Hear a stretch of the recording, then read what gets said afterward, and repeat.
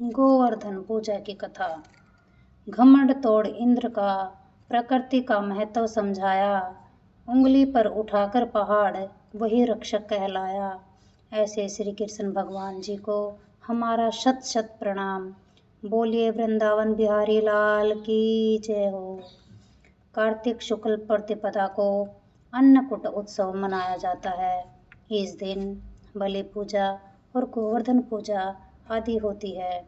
गोबर का अन्नकूट बनाकर उसके समीप विराजमान श्री कृष्ण, ग्वाल बाल और गायों की पूजा होती है। यह ब्रजवासियों का मुख्य त्यौहार है। इस दिन बहुत खास सामग्री से श्री कृष्ण भगवान की पूजा होती है और श्रद्धापूर्वक भोग लगाया जाता है। हम लोग अब इसकी कथा सुनेंगे। एक बार श्री कृष्ण भगवान ने देखा कि ब्रज में तरह तरह के मिष्ठान और पकवान बनाए जा रहे हैं। पूछने पर पता चला कि यह सब देवराज इंद्र की पूजा के लिए तैयार हो रहा है। इंद्र की प्रसन्नता से ही अधिक वर्षा होगी, गायों को अधिक से अधिक चारा मिलेगा और जीविका उपार्जन की समस्या भी हल हो जाएगी। यह सुनकर भगवान श्री कृष्ण ने इंद्र की निंदा करते हुए कहा कि उस देवता की पूजा करनी चाहिए जो प्रत्यक्ष आकर पूजन सामग्री को स्वीकार करे। ग्वालों ने यह वचन सुनकर कहा कि कोटि कोटि देवताओं के राजा इंद्र की इस तरह से आपको निंदा नहीं करनी चाहिए। श्री कृष्ण ने कहा, इंद्र में क्या शक्ति है जो पानी बरसाकर हमारी सहायता करेंगे। इससे तो शक्तिशाली तथा सुंदर यह गोवर्धन पर्वत है जो वर्षा का मूल कारण है। हमें इसकी पूजा करनी चाहिए।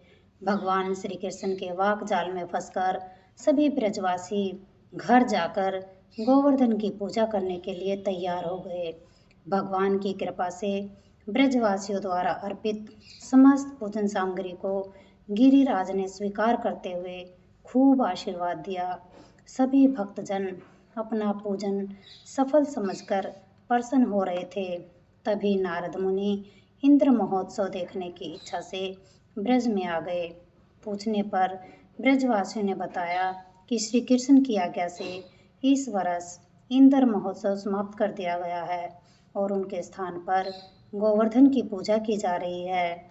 यह सुनते ही नारद उल्टे पांव इंद्रलोक को चले गए तथा खिन्न मुद्रा में बोले कि हे प्रभु, आप यहाँ सुख की नींद सो रहे हैं और वहाँ ब्रजमंडल में तुम्हारी पूजा को समाप्त करके गोवर्धन की पूजा की जा रही है।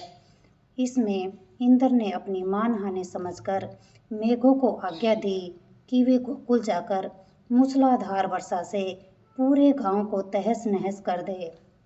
देवराज इंद्र की आज्ञा से मेघ गोकुल की ओर उमड़ पड़े। भयंकर वर्षा देखकर सारा ब्रजमंडल घबरा गया। सभी ब्रजवासी श्री कृष्ण की शरण में जाकर बोले कि हे भगवान, इंद्र हमारी नगरी को डुबोना चाहते हैं, अब क्या किया जाए।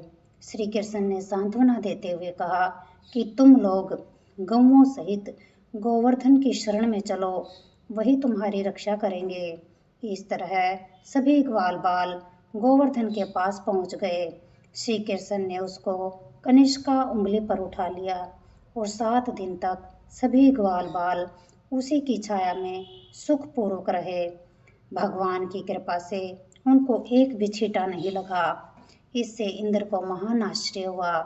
तब भगवान की महिमा को समझकर और अपने घर को नष्ट हुआ जानकर इंद्र वहीं पर गिर पड़ा।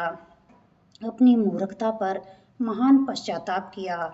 7वें दिन भगवान ने गोवर्धन को नीचे रख दिया।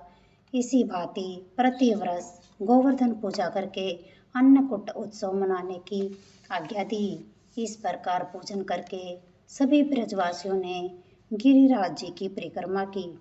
तभी से गिरि गोवर्धन की परिक्रमा प्रारंभ हो गई और यह उत्सव अन्नकूट के नाम से भी जाना जाता है।